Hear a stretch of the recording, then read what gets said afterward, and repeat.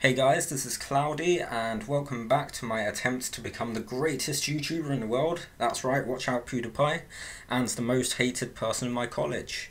So today we're going to be learning what a social justice warrior is, what the regressive left is, and a few examples of these people throughout the years they have existed. So sit back, relax, and prepare to kill yourself because you will want to kill yourself after hearing about these awful people. So if you've been living under a rock for the last 2 to 3 years, a social justice warrior is a person who expresses or promotes socially progressive views. For example, feminism, Black Lives Matter, and LGBT rights. These people don't actually sound that bad, do they? However, their tactics tend to be very authoritarian, such as censoring video games, language policing, and bullying their opponents. Also, it's very arguable that their points are mostly useless in the West, as we already have mostly equal rights here. Another phrase I quickly want to go over is regressive left. Basically, regressive left is kind of an ironic term because these people call themselves progressive. However, in most people's eyes, these people are actually quite regressive. For example, they want safe spaces which would, in reality, bring back segregation. So they're actually quite regressive. So my first example of why modern feminism and social justice warriors are absolutely horrible is from 2014 when some feminists or social justice warriors got GTA banned from a Target store in Australia. This sickening game encourages players to commit sexual violence and kill women. Which is actually complete bullshit. Going to prostitutes is actually completely optional in the game, and you can't actually touch their boobs because the security guards kick you out, so I would say sexual violence is not encouraged. And the game doesn't encourage you to kill women either, that's completely optional. In fact, you kill more men in the actual story of the game, so this is completely bullshit, I'm sorry. Another example of how absolutely cancerous these people are will be the first world problem known as manspreading, where men allegedly spread their legs too far on trains so there is less space for other people to sit. I mean, I don't even need to argue this one, but I don't see why this should be a gendered issue, because I'm sure there are a lot of girls, and maybe guys as well, who commit bag spreading, where you put bags on the other seats so people can't sit there. Now for an example of the bullying tactics social justice warriors use.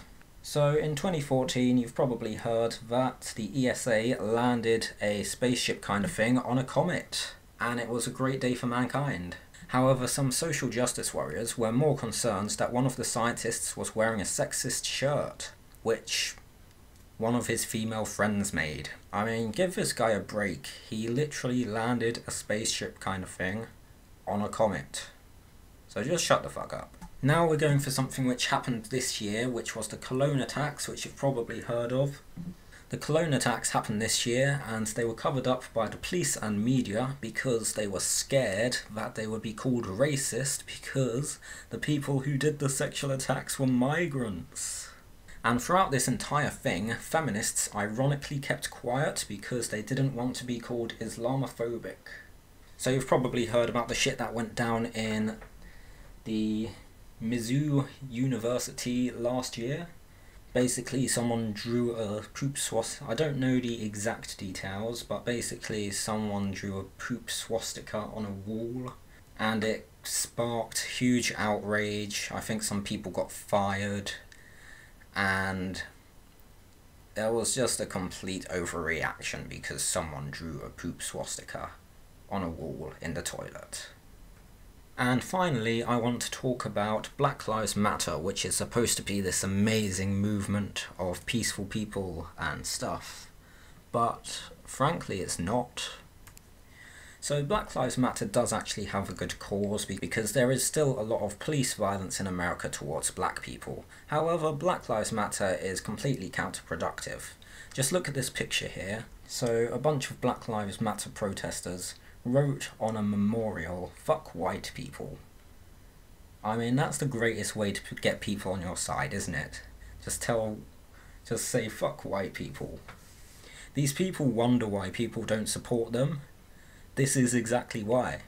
Another example was at the Trump rally. I mean, I know there's like a lot of confusion as to who actually started it, but a load of Black Lives Matter protesters stopped an ambulance from getting through, which is disgusting. And finally, here is an example of why these people are called the regressive left. And here was a cupcake sale where the pricing was based on privilege. So white people had to pay the most because they are apparently the least oppressed, and women had to pay 0.25 cents. No, 20, I don't know American currency.